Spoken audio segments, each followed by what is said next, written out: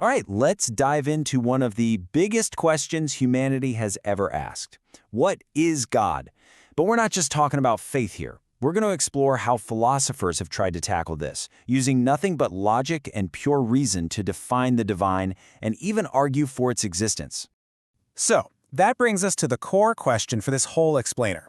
What can philosophy really tell us about God's nature and existence? We're setting personal belief aside for a moment and picking up the tools of logic to see what we can figure out just by thinking about the structure of reality itself. Okay, so here's our game plan. We'll start with the basics of just thinking about God. Then we'll jump into the different ways God and the world might relate. From there, we'll look at belief, denial, and everything in between. Then comes the really fun part, the classic arguments for God's existence. And finally, we'll wrap it all up with a big picture philosophical view. All right, let's kick things off. Section 1, thinking about God. Before we can even start debating whether God exists, we got to get on the same page about what we're even talking about. And as you'll see, how you define God changes, well, pretty much everything that follows. And look, this is not just some abstract intellectual game. It really, really matters. The way you picture God's relationship with the universe, that shapes your fundamental beliefs and, ultimately, how you live your life. These aren't just ideas, they have massive, real-world consequences, which is why people have been debating them for centuries. Okay, moving on to our second part, the God-world relationship. Philosophers have come up with some very different models for how a divine being might connect to the cosmos, and it creates this whole fascinating spectrum of belief. Let's break it down. First up is theism, and this is probably the one you're most familiar with. It's the belief in a personal God who didn't just create the universe, but is also still actively involved in it. Philosophers use two key terms here. God is transcendent, meaning existing beyond the physical world, but also immanent, meaning active right here within the world. Think miracles, revelation, that kind of stuff. Next up, we have deism. Now, deists also believe in a creator God, but that's where the involvement ends. This is often called the clockmaker analogy. Imagine God building the universe like an incredibly intricate clock, winding it up with perfect physical laws, and then just letting it run on its own. No more intervention, no miracles, job done. So putting them side by side really makes the difference clear. Theism gives you an active, hands-on God who's continually involved. Deism, on the other hand, gives you more of a retired architect, the brilliant mind who designed and built it all but is no longer involved in the day-to-day. The crucial distinction is that ongoing divine involvement. Now let's shift gears to a radically different idea, pantheism. Here, God isn't a separate creator at all. Instead, God is the universe. They are one and the same. The totality of existence, every star, every planet, every living thing, all of it is divine. In pantheism, God isn't transcendent. God is completely, totally identical to the cosmos.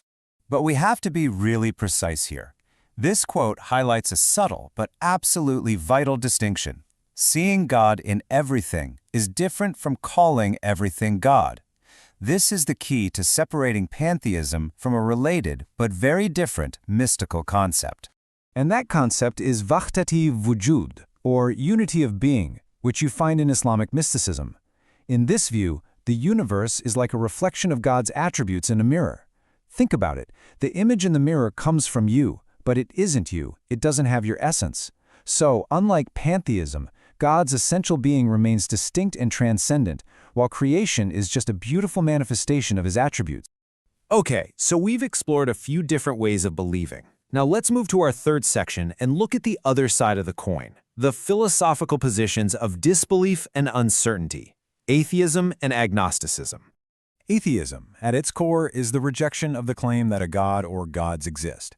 And it's really important to frame this correctly. It's not some competing religion or belief system. It's simply a position on a single proposition, the one that claims a God exists. And even this position isn't monolithic.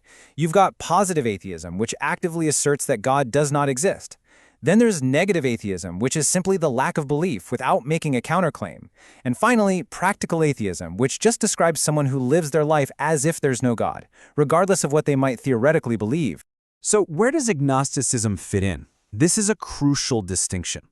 While atheism is about belief, or lack of it, agnosticism is all about knowledge. An agnostic doesn't claim God does or doesn't exist. They claim that the answer is fundamentally unknowable to the human mind. So they just suspend judgment altogether. Having covered the whole spectrum from belief to disbelief, we now arrive at our fourth section, the rational proofs. Here, we're going to examine some of the major classical arguments that philosophers have developed to try and build a logical case for the existence of God. There are four major families of these arguments. The ontological argument, which starts from the very concept of God. The cosmological argument, which starts from the existence of the universe itself. The teleological argument, which looks at the apparent design in nature. And the moral argument, which begins with the existence of objective moral values.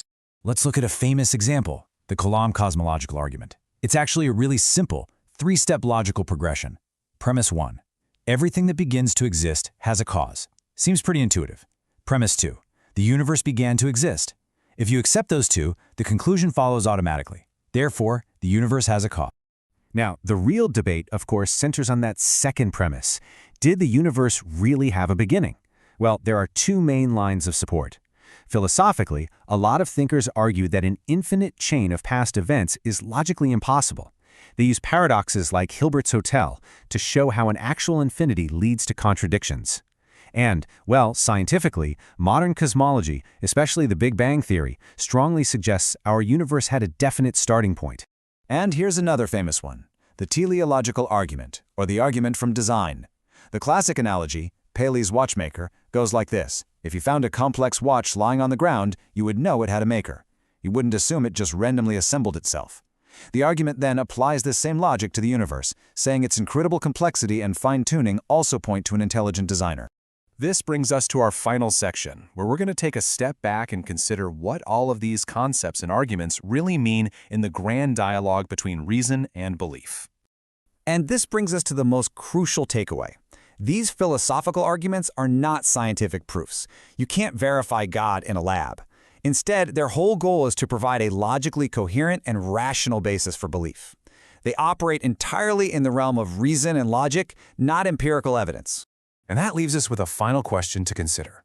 For thousands of years, the greatest minds on earth have wrestled with these ideas. So do these rational arguments ultimately settle the matter and solidify belief? Or does the very act of questioning and reasoning about the divine simply open up an even deeper universe of new questions? The debate, as they say, continues.